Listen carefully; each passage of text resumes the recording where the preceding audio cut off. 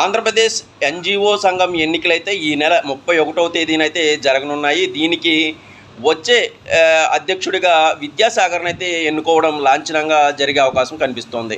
శివారెడ్డి గారు ప్రస్తుతం AP NGO అధ్యక్షుడిగా వ్యవహరిస్తున్న తరుణంలో ఆయన పదవీ విరమణ చేసిన తరుణంలో వెంటనే మళ్ళీ కొత్త కార్యవర్గానికి అధ్యక్షుడిని ఎన్నుకోవాల్సిన అగత్యం అయితే ఏర్పడింది. దీనిలో ప్రస్తుతం ఏపీ ఎన్జిఓ రాష్ట్ర ప్రధాన కార్యదర్శిగా పనిచేస్తున్న అనపర్తి విద్యాసాగర్ను అధ్యక్షుడిగా ఎన్నుకోవడం అయితే లాంఛనమని చెప్పుకోవచ్చు. అయితే ఇప్పుడు ప్రధాన కార్యదర్శి పదవికి ఎవరిని ఎన్నుకుంటారు ఏంటి అనేవి కొత్తగా సంఘంలో చర్చకైతే దారితీస్తున్నాయి.